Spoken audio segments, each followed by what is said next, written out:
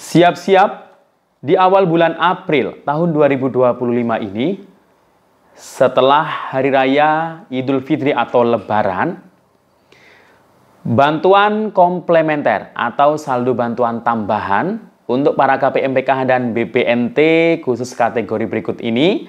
Nah, ini bantuannya dicairkan duluan. Ya, pencairannya ini yang menerimanya ini adalah 2,6 juta penerima manfaat yang cair duluan di awal bulan April ini. Nah, bantuan apa? Nanti akan kita bahas ya tentunya, dan nominalnya berapa saja yang diterimanya. Dan ini ada kabar mengejutkan. Hari ini dikabarkan ada saldo Rp600.000 yang masuk di kartu KKS salah satu bank penyalur.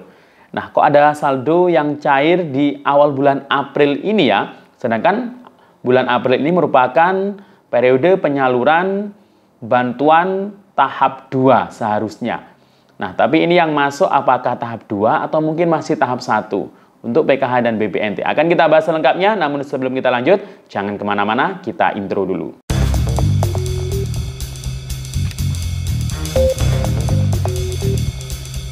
Assalamualaikum warahmatullahi wabarakatuh. Salam sejahtera, shalom, om swastiastu, namo buddhaya, salam kebajikan. Sobat YouTube, kembali lagi di channel saya, Sukron Channel. Apa kabar semuanya? Semoga semua dalam keadaan sehat dan dimudahkan rezekinya. Amin. Nah, pada video kali ini kita masih membahas soal bantuan sosial tentunya. Baik bansos yang sifatnya reguler maupun non-reguler atau bansos komplementer. Nah, pada video kali ini saya akan mengabarkan berita gembira di mana di awal bulan April ini ya siap-siap untuk bantuan sosial komplementer atau bantuan tambahan. Ini yang menerimanya juga banyak dari keluarga penerima manfaat KPM/PKH dan BPNT, tapi untuk kategori tertentu. Nah, ini sasaran penerimanya di awal April ini dicairkan kepada 2,6 juta penerima manfaat. Nah, berapa saja nominalnya dan terdiri dari kategori apa saja ya? Ke sasaran 2,6 juta penerima manfaat tersebut.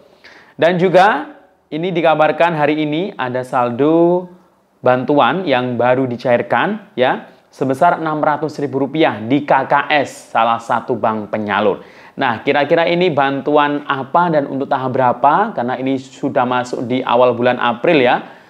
Nah, nanti akan kita bahas tentunya. Namun sebelum kita lanjut, silahkan yang baru bergabung di subscribe dulu channel ini dan ditekan tombol loncengnya agar sobat YouTube semua mendapatkan pemberitahuan video terbaru dari Sukron Channel. Dan jangan lupa di-share di berbagai media sosial dan di-like apabila sobat YouTube suka dengan video ini. Oke sobat YouTube, kita lanjutkan pembahasan pada video kita kali ini. Nah, hari ini masih di momentum Lebaran, walaupun mungkin sudah 7 hari ya. Mungkin di daerah-daerah tertentu ketika Lebaran dapat 7 hari itu ada yang namanya Lebaran ketupat ya. Jadi silahkan dinikmati ya. Mungkin ada yang hari ini Lebaran ketupatnya, ada yang mungkin besok.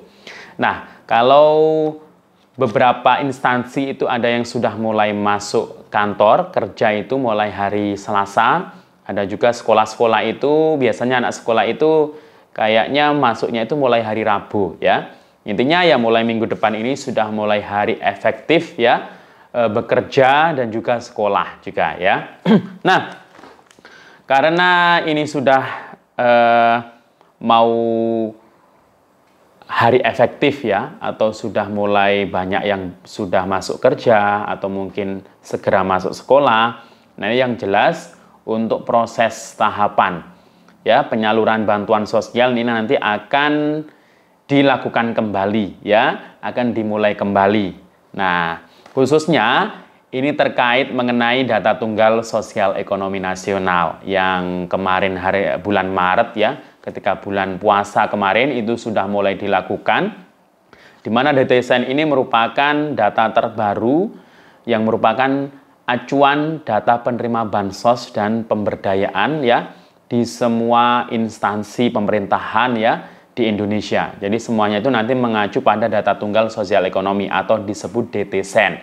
DTKS itu sudah nggak berlaku lagi, jadi DTKS itu nanti berubah menjadi DTSEN. Nah, untuk DTSEN ini bukan hanya diambil dari DTKS. Nah, ternyata juga diambil dari data P3KE dan Reksosek. Jadi dari ketiga data tersebut jadikan satu menjadi DTSEN. Nah, sebelum DTSEN ini nanti dibuat acuan data penerima bansos, nah ini akan dilakukan yang namanya verifikasi terlebih dahulu atau mungkin pemutakhiran atau survei ya. Jadi survei ini dilakukan agar DTSEN ini lebih sempurna. Nah, survei terkait apa? Yang jelas ya survei terkait sosial ekonomi, namanya juga data tunggal sosial ekonomi. Jadi yang disurvei ya keluarga yang sudah masuk DTKS atau P3KE atau hasil Reksosek itu disurvei kembali ya keluarga tersebut yang dimungkinkan atau berpotensi adanya keluarga yang sudah kaya yang masih dapat bantuan atau mungkin keluarga yang masuk kategori miskin tetapi belum dapat bantuan. Nah, jadi nanti setelah disurvei ulang nama-nama atau keluarga tersebut masuk DTSEN, nah itu nanti biar bantuannya lebih tepat sasaran. Nah, bulan Maret kemarin sudah dilakukan ya survei tersebut, tapi tidak semua KPM itu disurvei ya. Hanya KPM yang berpotensi mungkin sudah sejahtera atau mungkin sudah punya aset sawah atau mungkin memiliki kendaraan lebih dari satu atau mungkin memiliki aset yang lain ya atau barang mewah. Nah, itu akan disurvei kembali. Nah, itu nanti jadi acuan penyaluran bansos di tahap 2. Tahap 2-nya ini kan periodenya mulai April, Mei, dan Juni ya. Nah, jadi itu ya. Untuk DTSEN ini nanti akan diberlakukan di tahap 2. Nah, kalau untuk bantuan PIP gimana? Apakah mengacu DTSEN atau gimana? Nah, ternyata bantuan PIP tahap 1 tahun 2025 itu sudah mulai disalurkan ya. Di akhir bulan Maret kemarin ada daerah yang sudah menyalurkannya untuk wilayah Aceh. Nah, kemudian di awal bulan April ini, nah PIP ini kan merupakan bantuan komplementer ya, atau pelengkap, atau mungkin bisa dibilang bantuan tambahan bagi para KPM PKH atau BPNT yang memiliki anak sekolah. Nah, di awal bulan April ini, untuk PIP tahap 1 ini cair duluan, khusus untuk kelas akhir. Kalau SD berarti kelas 6, kalau SMP berarti kelas 9, dan SMA atau SMK kelas 12. Nah, di sini ini dari data ya Kemendikbud Kementerian Pendidikan ya. Ini data penyaluran PIP kepada siswa-siswi yang sekolah. Ini termasuk anak-anak KPM PKH BPNT yang kelas akhir tadi ya.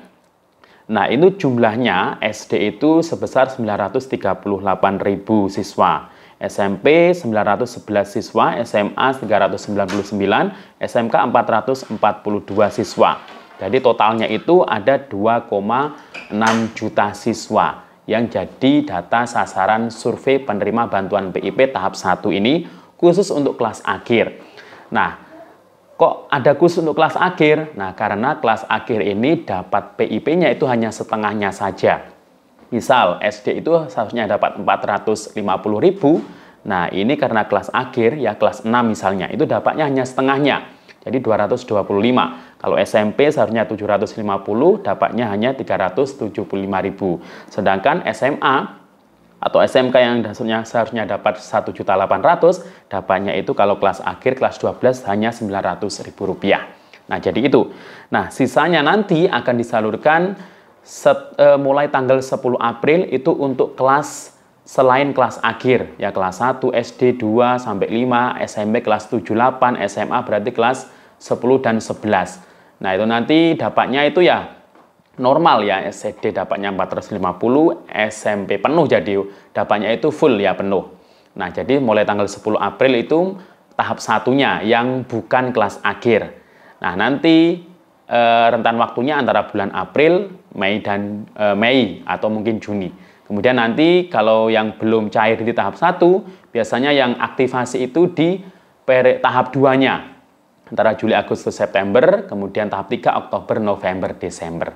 Nah, selain bantuan PIP atau komplementer ini yang cair di awal April ini, ternyata ada yang melaporkan hari ini dikabarkan adanya saldo Rp600.000 yang masuk di KKS, salah satu bank penyalur. Nah, ini KKS Bank BNI yang menggambarkan hari ini yang cair ya, tertanggal struknya itu tanggal 6 April 2025. Memang benar saldonya 600. Kalau dia dari saldo 600 itu bisa BPNT, bisa juga PKH. Tapi yang memposting ini ternyata keterangannya itu BPNT, tapi BPNT susulan ya. Jadi ini bukan BPNT atau PKH tahap 2 ya, melainkan BPNT atau mungkin PKH tahap 1 bagi yang belum cair atau susulan. Kenapa kok ada yang bisa menyusul cair di awal bulan April ini? Mungkin saldonya itu masuk di akhir Maret atau dia itu baru mengecek dan baru mencairkan di hari ini, di awal April ini. Jadi untuk penyaluran PKH atau BPNT tahap 2 itu masih belum ada yang cair ya di seluruh Indonesia. Jadi nggak mungkin cair bulan April kayaknya.